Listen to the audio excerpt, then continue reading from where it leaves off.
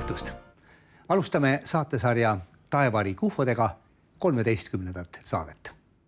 2 nädalat tagasi ekraanil olnud loole mingisuguse teise tsivilisatsiooni esindajatest Võsul järgnes väga elav vastukaja. Põline võsukas Paul ja paljud teised televaatajad tahavad aga teada, mida arvab kogu sellest loost ufoloog Igor Volke. Igori kommentaariga tänast saadet ka alustame. Igor Volke tulnukatest Võsul. Arutelu viljaringide üle Tartus Ahhaa keskuses. Konstantin Tsiolkovski sidepidamisest maaväliste tsivilisatsioonidega. Georgi kosmoseuudis. Jätkame meie postkasti sisu uurimist. Mälu värskendamiseks kõigepealt lühike katkend eelmisest saatest, Maire jutustusest, kohtumisest tulnukatega Võsul. Ma asusin Metsa tänaval sellises eramajas, kus ma tol ajal elasin. Ja siis märkasin selle peale, et keegi nagu väga intensiivse puudutusega tõmbas mul üle parema puusa. Ja märkasin selle peale ja siis ma vaatasin kella. Ja kell oli 3:30 hommikul või öösel. Ja siis mulle meenus, et ma olen ärganud nagu mitmeid kordi ka varem, nagu eelnevatel öödel, 3:30. Ja siis ma vaatasin, et huvitav, et kuidas ma seda kella nagu näen. Ja siis ma märkasin, et toas on selline piimjas valgus. See on selline väga eriline valgus, et seda ei ole nagu sellises meile tuntud füüsilises reaalsuses mitte kunagi nagu näha. Sellist piimjat valgust, see on väga eriline. Et on inimesi, kes on seda näinud, siis nad teavad, millest ma räägin, aga kes seda näinud ei ole, see ei tea, millest ma räägin. Nägime lühikest katkendit intervjuust, mille salvestasime Maire Sirkeliga 7. septembril Võsul olles ja kuna see jutt, mida ta rääkis 2 nädalat tagasi eelmises saates, on tekitanud tugevat elevust saalis, siis palusin täna stuudiosse Igor Volke ja tahaksin siis täna sinult küsida, et kas tegemist on mingi väga erandliku looga või Eestis, mujal maailmas on varemgi midagi taolist juhtunud? Ei kaugeltki mitte erakordse looga, vaid suhteliselt standardse looga, aga kuna meie auditoorium on vähe informeeritud, siis selline asi tekitab muidugi resonantsi ja et kui ma Maire lugu kuulsin, siis ma tegin talle ettepaneku ja palusin ja tänan tema julguse eest astuda avalikkuse ette sellise suhteliselt intiimse materjaliga. Ja niisuguse teemaga, mida tõepoolest Eesti meedias, vaatame siis seda kust otsast tahes, väga palju kajastatud ei ole. No jah, ega me ei ole jõudnud kuigi palju siin meie Eesti aladel maailmast kajastada. Aga siin selle näiteks, et maailm on töötanud sellega, et siin on Harvardi ülikooli endine professor John Mack, kes on uurinud sadu ja sadu, tal on kuni 800 sellist juhtumit, mis on seotud meie maainimese kohtumisega sellise antropomorfse olendi või olendite rühmaga.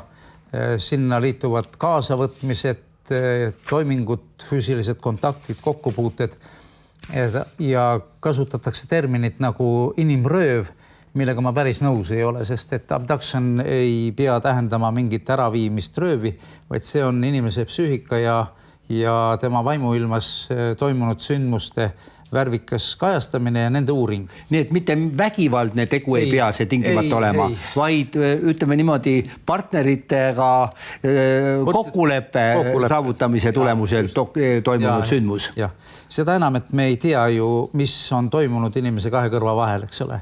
Et kuidas meid on võimalik lugeda, et see on kriminalistika kõrgem pilotaaž, saada teada, mis on inimese sees, mis on temaga aset leidnud, mis eesmärgil, missugused intellektid või maailmad siin kohtuvad. Et see on tulevaste uuringute ilmselt üks peavoolusi, aga tänasel päeval on juba võimalik ühte ja teist kokkuvõtteks öelda, et näide ongi siis John Mack või siis David Jacobs, siin on ajalooteaduste doktor David Jacobs, kes on juba nende kohtumiste pealt leidnud edasiarendusi olenditest, kes nagu toimetavad meie keskel. Ja Maire looga seoses muidugi on väga huvitav, mida ma tahaksin just nagu vaatajale rõhutada, et sellised inimesed, kes julgevad avalikkuse ette tulla, et ma tänan neid ja julgustan ka teisi, sest et ma tean, et meie rahva seas elab selliseid lugusid veel ja veel. Nii et delikaatne suhtumine on esiteks nõue, teiseks teaduslik süvauuring on teine aspekt ja kolmas on siis juba avalikkuse informeerimine või valgustamine, mille väike osakene oleme siis ka oma saatega. 28. septembril kogunes Tartus Ahaa teaduskeskuses mikrofonide ette tore seltskond, et arutleda viljaringidena tuntud fenomeni üle. Tegemist on aastast aastasse korduva nähtusega, mida on püüdnud seletada erinevate riikide helged pead. Sellegipoolest elab saladus rõõmsalt edasi tänase päevani. Aga enne kui kuulame, mida Tartus asjast arvati, vaatame, kuidas värsked viljaringid Lõuna-Inglismaa põldudel välja näevad.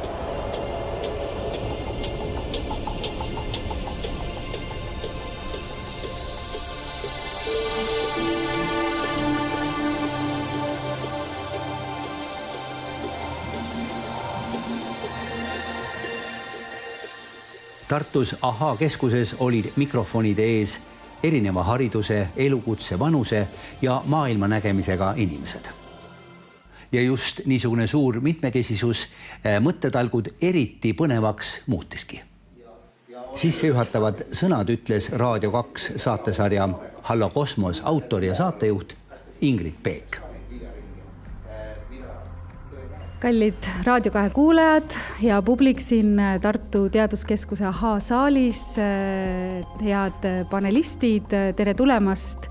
Vaatasime siin väikest sellist sissejuhatavat visuaalset rännakut aeropildis siis sellele, mis on viimased viljaringid, mida oli filmitud tänavu 2016 aasta jooksul Inglismaal, et kõik said sellise väikse ühtse eelhäälestuse, et alustame võib-olla sellisest teemast, et mis nähtusega on tegemist, mis on viljaringid? Tegemist on anonüümse kunstiga 20. sajandi lõppu, mis puudutab väga oluliselt ühte sellist sensitiivset punkti lääne kultuuris, mis on saladus. Ja sealjuures oma spetsiifilise keelega saladus.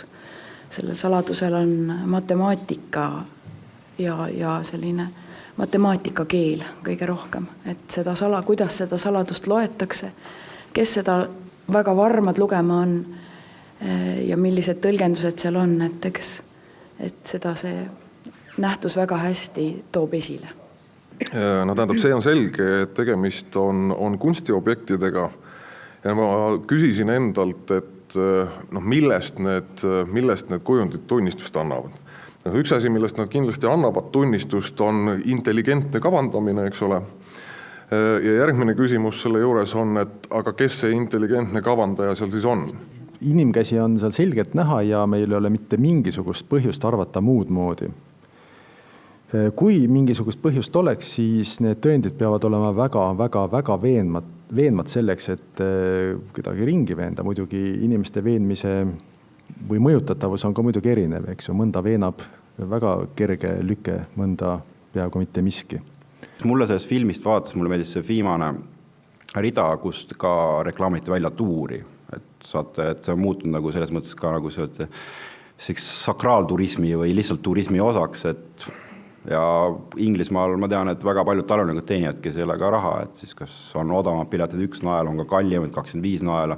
Mõnes kohas on juba festivas saad jäätist osta, kõik helikopteriga viiakse üles, saad põllu pealt, kus on, et see annab nagu sellise, toob sellise võib-olla inimliku, pragmaatilise lähenemise sisse, aga neid, nagu ma aru saan, neid viljaringe vist ei ole ainult Lõuna-Inglismaal, vaid need on ka üle maailma ikkagi avastatud vist.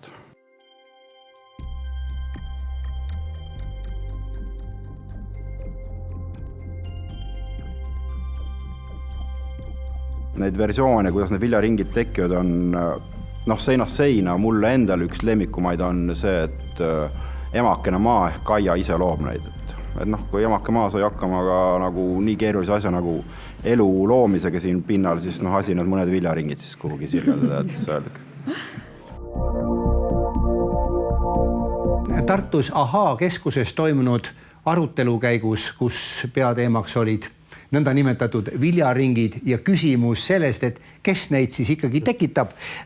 Üks paneelist osavõtja arvas, et äkki on nende taga Kaia. Kaia, kes on saanud hakkama elu loomisega maakeral ja nii edasi. Igor, palun selgita mõne sõnaga meie vaatajale, kui me ütleme Kaia, et keda me siis tegelikult mõtleme? Kellest me räägime? Kairest, Mairest või Kaiast. Et Kaia on juba aastakümneid ja enamgi kasutuses olnud kontseptsioon. See on selline ökoloogia, keskkonnasõbraliku maakeskse nagu lugupidava suhtumise nagu kvintessents. Et see on idee, et keskkond, milles me elame, ei ole surnud, et kogu loodus on elav ja siis nii-öelda megaloodus on elusolendi või sellise supervaimu nagu väljendus, eks ole, et see nõuaks eelkõige väga delikaatsete tähelepanelikku suhtumist keskkonda ja austada seda siis kui femiinset või maakest ema, eks ole, et seal on see taoistlik skeem on näha, et taevane isa, kõikvõimas intellekt või tema derivaadid siis maailmaruumis või aegruumis ja siis meie baas või pesa, milles me siis oleme sündinud või see häll, et see on siis nagu Kaia ja et need signaalid, mis esinevad mõistatustena siis meie maastikul, võivad olla siis Kaia manifestid. Ühel või teisel moel maastikule tekitatud geomeetriliste kujunditega sõnumite edasiandmine ei ole just kuigi uus mõte. 19. sajandi teises pooles aastal 1877 toimus järjekordne Marsi suur vastasseis. Planeet tuli Maale äärmiselt lähedale. Just sel aastal avastati Marsi 2 kuud ja pandi tähele Marsi pinnal väga ebatavaliste korrapäraste joonte nõndanimetatud kanalite olemasolu. Paljud inimesed hakkasid uskuma, et Marsil asuvad arukad olendid, kes on endale seal mingisuguse kanalite süsteemi ehitanud. Kiiresti kogus üha suuremat populaarsust mõte, et tuleks võtta ühendust Marsi elanikega. Kontakti loomine marslastega näis väga ahvatlev ka suurele matemaatikule ja astronomile Carl Friedrich Gaussile. Gauss tegi ettepaneku luua Siberi üüratutel avarustel tohutu suur joonis, mis näitaks Pythagorase teoreemi õigsust. Teadlane uskus siiralt, et tarvitseb universumile kaatetite ruutude summa ja hüpotenuusi ruudu võrdsusest teatada, kui arukad olendid naaberplaneetidel kiirustavad kohe meiega ühendust võtma. Ka kosmonautika isaks kutsutud Konstantin Tsiolkovski ei kahelnud, et universumis on peale meie teisigi arukaid olendeid. Essees Vaba ruum kirjutab teadlane. Pole midagi võimatut oletuses, et see ruum on asustatud meie meelest äärmiselt kummaliste olenditega. Tsiolkovski uskus siiralt nii taevaste naabrite olemasolusse kui ka nendega ühenduse loomise võimalusse. Mõnede arvates ongi viljaringide autoriteks meie taevased naabrid, kes sel moel püüavad meiega ühendusse astuda. Kuidas see ka ei oleks? Igal juhul oleks väga huvitav teada, kuidas on võimalik nii lühikese ajaga, kõigest mõne minutiga selliseid suuri ja keerulisi geomeetrilisi kujundeid viljapõldudele tekitada. Sellele küsimusele otsiti vastust ka Tartus Ahhaa keskuses. Minu autoriteet Jacques Vallée andis kunagi vihjeid, et tegemist on tehnoloogiaga, mis on militaarpoolel ja kõrgsagedusahjude või mikrolaineahjude tehnoloogia on toodud ahjust välja. Et kui te vaatasite erinevate taimedega, siis teised taimed, mis olid kõrreliste sees, ei olnud nii efektselt paindunud. Siis siin on kokku saanud ühelt poolt eriline tehnika, tehnoloogia, disainigeenius, varjamisgeenius, kes üle paljudes kohtades maailmas aastakümnete jooksul massiliselt loob selliseid taieseid vahele jäämata. Et väga põnev. Ja selliseid korrapäraseid kujundeid on tegelikult palju lihtsam teha. Ja ma tuletan meelde ka, et selliseid rangelt korrapäraseid asju, looduses esineb küllaga sihukest korrapära, mesilaskärkas või nad lihtsalt, ja seal on vaadatud ka, et näiteks me võime imetleda mesilast, kui korrapäraseid asju ta teeb, aga tegelikult lihtsalt mesilasel väga palju variante muid ei ole, kuidas seda sihukest kärga üles ehitada. Et seal on täiesti sihukesed tugevusõpetuslikud eeldused või ristämbliku võrk näiteks, väga korrapärane ilus, et sihukesed ka, või tiokarp näiteks ilusti läheb spiraalis. Et looduses on sihukest korrapära küll ja küll, sihukest igasugust fraktalstruktuure, kus sa võtad mingi lühikese elementaarsammu ja hakkad seda kordama ja tekib väga omapärane ja lummaga ilus veider kujund. Et selles mõttes ma ütleks, et just vastupidi, need mandalaid nad olid väga lihtsad, et kui sa tahad teha mingite lihtsate mõõtudega, mingite teatud nöörijuppidega kas või, et sa ei pea minema mingi laseriga kuhugi sõjaväe helikopteri peale, et siis just sihukest korrapäraseid asju on hästi teha, aga tee sa Mona Lisa põllu sisse. See on keeruline või eks mingi äratuntav nägu. On ju tehtud ka keerulisi, kus on mingid matemaatilised valemid ja tulnuka pea.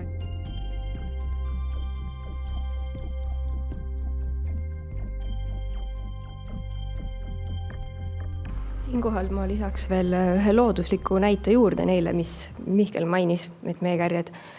Tegelikult looduses on täiesti olemas olendid, mis teevad korrapäraseid ringe, mitte küll viljapõllule, aga heinamaal on täiesti võimalik näha kas või praegu, kui sõita bussiga ja bussiaknast piisavalt kõrgelt vaadata, siis on näha, et on seeneringid ehk siis kohad, kus on hein oluliselt tumerohelisem kui ümberringi. Nii et ringiteke kui selline ei ole ilmselt ka looduse jaoks üldse keeruline.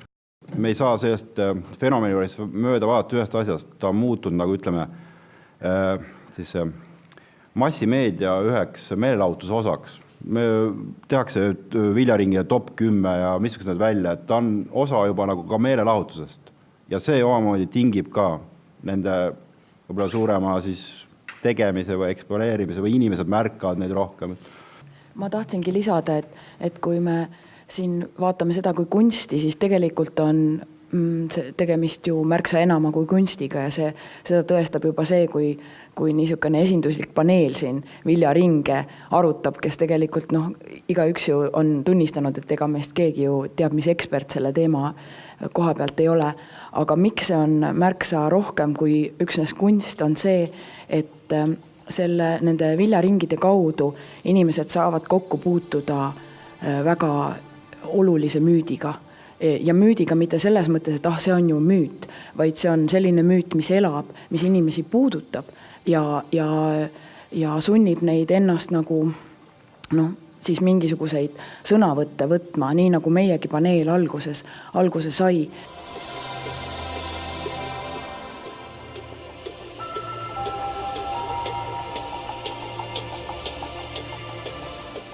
Siis tegelikult millesse nagu mittemaise mõistuse signaal sisse tulebki sellest, et siin ei ole ainsamatki inimlikku joont. Siin ongi selline matemaatiline keel, see on tehnitsistlik oma kujundi keelelt, mis ei ole nagu inimkäe sellist pehmet puudutust selle kunsti puhul. Need kujundid sageli on köitvad oma korrapära ja ilu tõttu inimestele.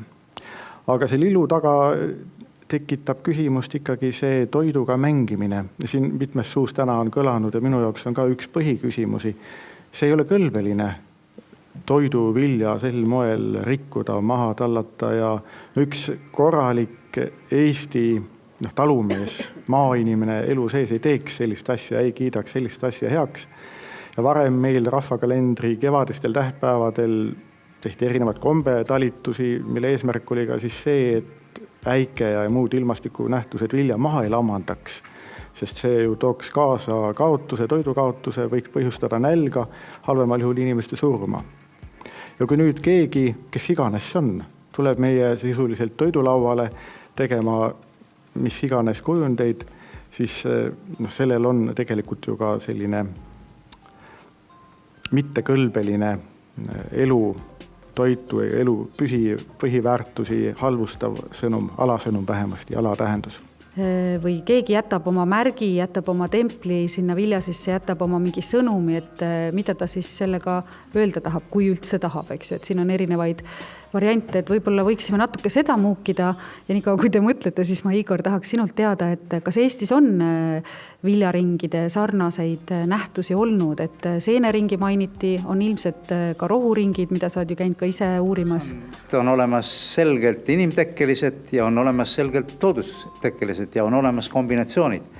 Ja küsimus sellele, et kas Eestis on, jah, mina tean 2 Eesti viljaringi, mis on tehtud nisupõldudesse ja ma tean nende tegijate nimesi, sest et nad tegid seda mulle adresseeritult, et ufomeest orki tõmmata. Ja kui ma orki ei läinud, sest maal piisas võtta paar peotäit neid kõrsi ja vaadata neid vähende kohti, oli pilt selge. Ja tegijatel oli hea meel ja sellega kogu lugu piirdus. Nende nimed on teada, nad on isegi kohati su kolleegid. Me vajaksime justkui mingit uut keelt, milles rääkida nendest fenomenidest, ilma et me hakkaksime müüte looma või neid purustama, vaid et selle maailma rikkus oma rikkuses, oma kirevuses ja samas oma täpsuses ja teravuses ei läheks kaduma. Et selle keele loomisele sellest tahaks osa saada küll. Temaatikaid, müsteeriume, mida maailmas kõige muu olulise kõrval uurida on piisavalt nii argi kui ulmevaldkonnast. Nii et ma tänan teid kõiki, ma tänan teid hea publik siin Tartu Teaduskeskuse Ahaa saalis. Aitäh, head Raadio 2 kuulajad. Teeme viljaringidest ja Eestis siin-seal nähtud rohuringidest juttu ka mõnes meie järgmises saates. Praegu aga jätkame saadet Georgi kosmoseuudisega, mis seekord tuleb Argentiinast. Seal asub ümara kujuga saar, mis pöörleb. Kujutage ette, saar pöörleb. Oleks päris naljakas, kui näiteks Kihnu saar hakkaks ühel päeval pöörlema. Ufoloogid on pakkunud, et Argentiina kirdeosas asuva pöörleva saare all asub tulnukate baas. Keegi ei tea, miks veest ümbritsetud saar pöörleb ümber oma telje. Keegi ei tea ka seda, miks pöörlevad saart ümbritsevad külmem vesi kui mujal selles piirkonnas. Lähiajal algab rahvusvaheline ekspeditsioon, kuhu kuuluvad ufoloogid, bioloogid, geoloogid, sukelduvad filmimehed ja paljud teised. Pöörleva saare uurimisest tehakse ka dokumentaalfilm. Loodetavasti saame varsti teada, kas peab paika see, mida väidavad ufoloogid. Tegemist ei ole maise loodusobjektiga. Sellega on seotud maavälised jõud. Ümber oma telje pöörlev saar asub Parana jõe deltas üsnagi soisel alal. Keegi ei oska seletada, kuidas on võimalik, et pöörlevat saart ümbritsevas kanalis on veetemperatuur tunduvalt madalam kui mujal selles piirkonnas. Loodetavasti annab rahvusvaheline ekspeditsioon vastuse ka sellele küsimusele. Siin ma tänaksingi Igorit stuudiosse tulemast ja kohe jõuavad teie ette ekraanile meiliaadressid, mida kasutades saate meiega suhelda ning lugupeetud televaatajad, tänan teid väga vaatamast ja kuulamast ja kohtumiseni 2 nädala pärast saates Taevariik ufodega.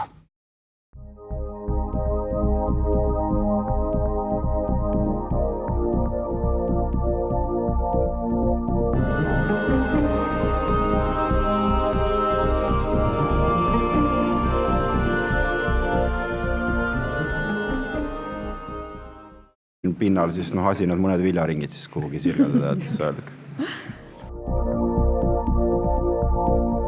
Tartus AHA keskuses toimunud arutelu käigus, kus peateemaks olid nõnda nimetatud viljaringid ja küsimus sellest, et kes neid siis ikkagi tekitab. Üks paneelist osavõtja arvas, et äkki on nende taga Kaia. Kaia, kes on saanud hakkama elu loomisega maakeral ja nii edasi. Igor, palun selgita mõne sõnaga meie vaatajale, kui me ütleme Kaia, et keda me siis tegelikult mõtleme? Kellest me räägime? Kairest, Mairest või Kaiast. Et Kaia on juba aastakümneid ja enamgi kasutuses olnud kontseptsioon. See on selline ökoloogia, keskkonnasõbraliku maakeskse nagu lugupidava suhtumise nagu kvintessents. Et see on idee, et keskkond, milles me elame, ei ole surnud, et kogu loodus on elav ja siis nii-öelda megaloodus on elusolendi või sellise supervaimu nagu väljendus, eks ole, et see nõuaks eelkõige väga delikaatsete tähelepanelikku suhtumist keskkonda ja austada seda siis kui femiinset või maakest ema, eks ole, et seal on see taoistlik skeem on näha, et taevane isa, kõikvõimas intellekt või tema derivaadid siis maailmaruumis või aegruumis ja siis meie baas või pesa, milles me siis oleme sündinud või see häll, et see on siis nagu Kaia ja et need signaalid, mis esinevad mõistatustena siis meie maastikul, võivad olla siis Kaia manifestid. Ühel või teisel moel maastikule tekitatud geomeetriliste kujunditega sõnumite edasiandmine ei ole just kuigi uus mõte. 19. sajandi teises pooles aastal 1877 toimus järjekordne Marsi suur vastasseis. Planeet tuli Maale äärmiselt lähedale. Just sel aastal avastati Marsi 2 kuud ja pandi tähele Marsi pinnal väga ebatavaliste korrapäraste joonte nõndanimetatud kanalite olemasolu. Paljud inimesed hakkasid uskuma, et Marsil asuvad arukad olendid, kes on endale seal mingisuguse kanalite süsteemi ehitanud. Kiiresti kogus üha suuremat populaarsust mõte, et tuleks võtta ühendust Marsi elanikega. Kontakti loomine marslastega näis väga ahvatlev ka suurele parema puusa. Ja ma ärkasin selle peale ja siis ma vaatasin kella. Ja kell oli 3:30 hommikul või öösel. Ja siis mulle meenus, et ma olen ärganud nagu mitmeid kordi ka varem, nagu eelnevatel öödel, 3:30. Ja siis ma vaatasin, et huvitav, et kuidas ma seda kella nagu näen. Ja siis ma märkasin, et toas on selline piimias valgus. See on selline väga eriline valgus, et seda ei ole nagu sellises meile tuntud füüsilises reaalsuses mitte kunagi nagu näha. Sellist piimiat valgust, see on väga eriline. Et on inimesi, kes on seda näinud, siis nad teavad, millest ma räägin, aga kes seda näinud ei ole, see ei tea, millest ma räägin.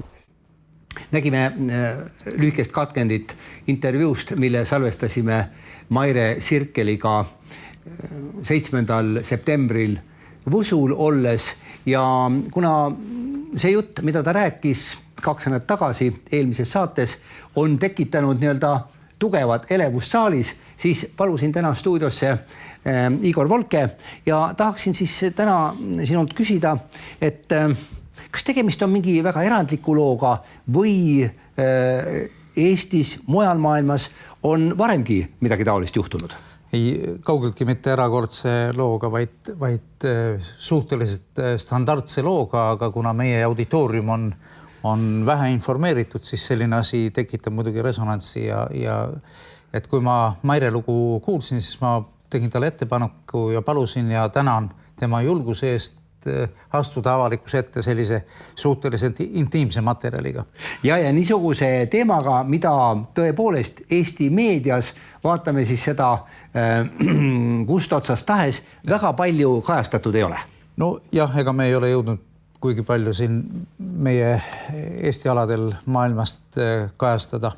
Aga siin selle näiteks, et maailm on töötanud sellega, et siin on Harvardi ülikooli endine professor John Mack, kes on uurinud sadu ja sadu, tal on kuni 800 sellist juhtumit, mis on seotud meie maainimese kohtumisega sellise antropomorfse olendi või olendite rühmaga.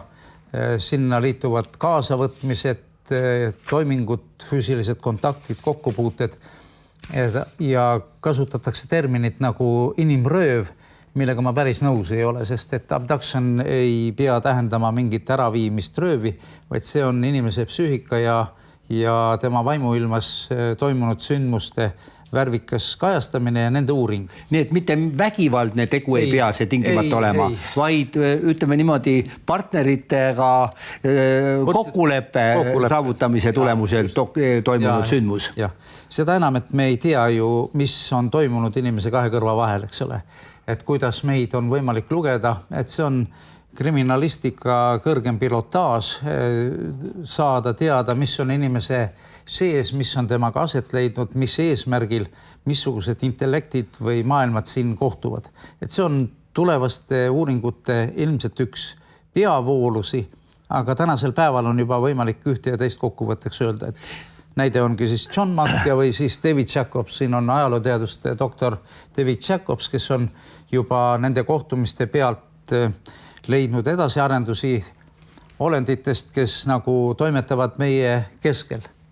Ja Maire looga seoses muidugi on väga huvitav, mida ma tahaksin just nagu vaatajale rõhutada, et sellised inimesed, kes julgevad avalikkuse ette tulla, et ma tänan neid ja julgustan ka teisi, sest et ma tean, et meie rahva seas elab selliseid lugusid veel ja veel. Nii et delikaatne suhtumine on esiteks nõue, teiseks teaduslik süvauuring on teine aspekt ja kolmas on siis juba avalikkuse informeerimine või valgustamine, mille väike osakene oleme siis ka oma saatega. 28. septembril kogunes Tartus Ahaa teaduskeskuses mikrofonide ette tore seltskond, et arutleda viljaringidena tuntud fenomeni üle. Tegemist on aastast aastasse korduva nähtusega, mida on püüdnud seletada erinevate riikide helged pead. Sellegi poolest elab saladus rõõmsalt edasi tänase päevani. Aga enne kui kuulame, mida Tartus asjast arvati, vaatame, kuidas värsked viljaringid Lõuna-Inglismaa põldudel välja näevad.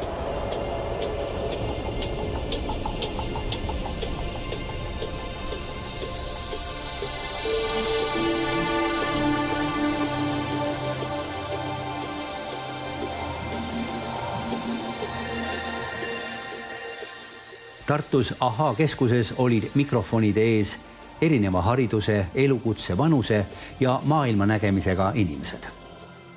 Ja just niisugune suur mitmekesisus mõttetalgud eriti põnevaks muutiski. Sissejuhatavad sõnad ütles Raadio 2 saatesarja Hallo Kosmos autor ja saatejuht Ingrid Peek. Kallid Raadio 2 kuulajad ja publik siin Tartu Teaduskeskuse Ahaa saalis, head panelistid, tere tulemast. Vaatasime siin väikest sellist... Kuidas on võimalik nii lühikese ajaga, kõigest mõne minutiga selliseid suuri ja keerulisi geomeetrilisi kujundeid viljapõldudele tekitada? Sellele küsimusele otsiti vastust ka Tartus Ahaa keskuses. Minu autoriteet Jacques Vallée andis kunagi vihjeid, et tegemist on tehnoloogiaga, mis on militaarpoolel ja kõrgsagedusahjude või mikrolaine ahjude tehnoloogia on toodud ahjust välja. et kui te vaatasite erinevate taimedega, siis teised taimed, mis olid kõrreliste sees, ei olnud nii efektselt paindunud. Siis siin on kokku saanud ühelt poolt eriline tehnika, tehnoloogia, disainigeenius, varjamisgeenius, kes üle paljudes kohtades maailmas aastakümnete jooksul massiliselt loob selliseid taieseid vahele jäämata. Et väga põnev. Ja selliseid korrapäraseid kujundeid on tegelikult palju lihtsam teha. Ja ma tuletan meelde ka, et selliseid rangelt korrapäraseid asju, looduses esineb küllaga sihukest korrapära, mesilaskärg kas või nad lihtsalt, ja seal on vaadatud ka, et näiteks me võime imetleda mesilast, kui korrapäraseid asju ta teeb, aga tegelikult lihtsalt mesilasel väga palju variante muid ei ole, kuidas seda sihukest kärga üles ehitada. Et seal on täiesti sihukesed tugevusõpetuslikud eeldused või ristämbliku võrk näiteks, väga korrapärane ilus, et sihukesed ka, või tiokarp näiteks ilusti läheb spiraalis. Et looduses on sihukest korrapära küll ja küll, sihukest igasugust fraktalstruktuure, kus sa võtad mingi lühikese elementaarsammu ja hakkad seda kordama ja tekib väga omapärane ja lummaga ilus veider kujund. Et selles mõttes ma ütleks, et just vastupidi, need mandalaid nad olid väga lihtsad, et kui sa tahad teha mingite lihtsate mõõtudega, mingite teatud nöörijuppidega kas või, et sa ei pea minema mingi laseriga kuhugi sõjaväe helikopteri peale, et siis just sihukest korrapäraseid asju on hästi teha, aga tee sa Mona Lisa põllu sisse. See on keeruline või eks mingi äratuntav nägu. On ju tehtud ka keerulisi, kus on mingid matemaatilised valemid ja tulnuka pea.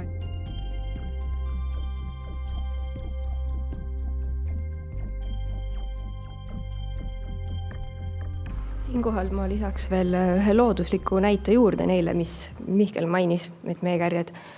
Tegelikult looduses on täiesti olemas olendid, mis teevad korrapäraseid ringe, mitte küll viljapõllule, aga heinamaal on täiesti võimalik näha kas või praegu, kui sõita bussiga ja bussiaknast piisavalt kõrgelt vaadata, siis on näha, et on seeneringid ehk siis kohad, kus on hein oluliselt tumerohelisem kui ümberringi. Nii et ringiteke kui selline ei ole ilmselt ka looduse jaoks üldse keeruline. Me ei saa sellest fenomeni juures mööda vaadata ühest asjast, ta on muutunud, nagu ütleme. Tegelikult looduses on täiesti olemas olendid, mis teevad korrapäraseid ringe, mitte küll viljapõllule, aga heinamaal on täiesti võimalik näha kas või praegu, kui sõita bussiga ja bussiaknast piisavalt kõrgelt vaadata, siis on näha, et on seeneringid ehk siis kohad, kus on hein oluliselt tumerohelisem kui ümberringi. Nii et ringiteke kui selline ei ole ilmselt ka looduse jaoks üldse keeruline.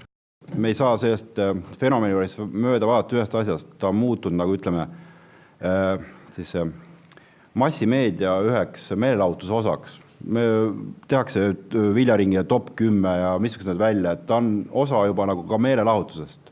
Ja see omamoodi tingib ka nende võib-olla suurema siis tegemise või eksponeerimise või inimesed märkavad neid rohkem.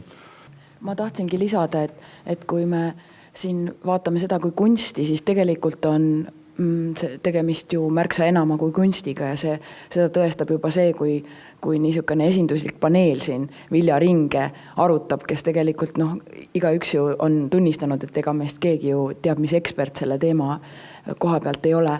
Aga miks see on märksa rohkem kui üksnes kunst on see, et nende viljaringide kaudu inimesed saavad kokku puutuda väga olulise müüdiga.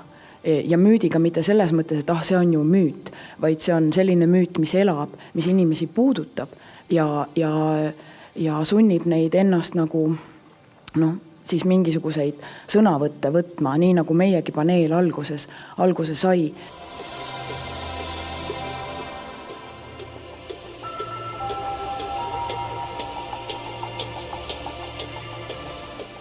Siis tegelikult millesse nagu mittemaise mõistuse signaal sisse tulebki sellest, et siin ei ole ainsamatki inimlikku joont.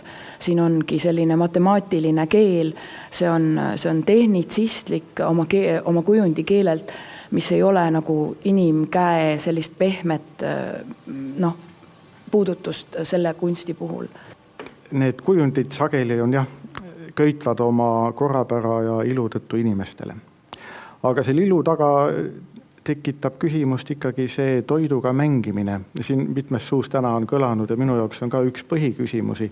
See ei ole kõlbeline toiduvilja sel moel rikkuda, maha tallata ja üks korralik Eesti talumees, maainimene elu sees ei teeks sellist asja, ei kiidaks sellist asja heaks.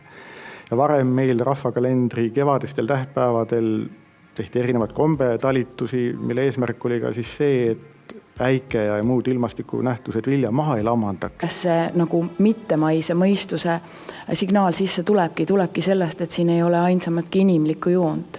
Siin ongi selline matemaatiline keel, see on tehnitsistlik oma kujundi keelelt, mis ei ole nagu inimkäe sellist pehmet puudutust selle kunsti puhul. Need kujundid sageli on köitvad oma korrapära ja ilu tõttu inimestele. Aga selle ilu taga tekitab küsimust ikkagi see toiduga mängimine. Siin mitmes suus täna on kõlanud ja minu jaoks on ka üks põhiküsimusi. See ei ole kõlbeline toiduvilja sel moel rikkuda, maha tallata ja üks korralik Eesti talumees, maainimene elu sees ei teeks sellist asja, ei kiidaks sellist asja heaks. Ja varem meil rahvakalendri kevadistel tähtpäevadel tehti erinevad kombetalitusi, mille eesmärk oli ka siis see, et äike ja muud ilmastikunähtused vilja maha ei lamandaks. Sest see ju tooks kaasa kaotuse, toidukaotuse, võiks põhjustada nälga, halvemal juhul inimeste surma. Ja kui nüüd keegi, kes iganes on, tuleb meie sisuliselt toidulauale tegema mis iganes kujundeid, siis sellel on tegelikult ju ka selline mittekõlbeline elu toitu, elu põhiväärtusi halvustav sõnum, alasõnum vähemasti, alatähendus. Või keegi jätab oma märgi, jätab oma templi sinna vilja sisse, jätab oma mingi sõnumi, et mida ta siis sellega öelda tahab, kui üldse tahab, eks ju, et siin on erinevaid variante, et võib-olla võiksime natuke seda muukida ja nii kaua, kui te mõtlete, siis ma, Igor, tahaks sinult teada, et kas Eestis on viljaringide sarnaseid nähtusi olnud, et seeneringi mainiti, on ilmselt ka rohuringid, mida sa oled ju käinud ka ise uurimas? On olemas selgelt inimtekkelised ja on olemas selgelt loodustekkelised ja on olemas kombinatsioonid. Ja küsimus sellele, et kas Eestis on, jah, mina tean 2 Eesti viljaringi, mis on tehtud nisupõldudesse ja ma tean nende tegijate nimesi, sest et nad tegid seda mulle adresseeritult, et ufomeest orki tõmmata. Ja kui ma orki ei läinud, sest maal piisas võtta paar peotäit neid kõrsi ja vaadata neid vähende kohti, oli pilt selge. Ja tegijatel oli hea meel ja sellega kogu lugu piirdus. Nende nimed on teada, nad on isegi kohati su kolleegid. Me vajaksime justkui mingit uut keelt, milles rääkida nendest fenomenidest, ilma et me hakkaksime müüte looma või neid purustama, vaid et selle maailma rikkus oma rikkuses, oma kirevuses ja samas oma täpsuses ja teravuses ei läheks kaduma.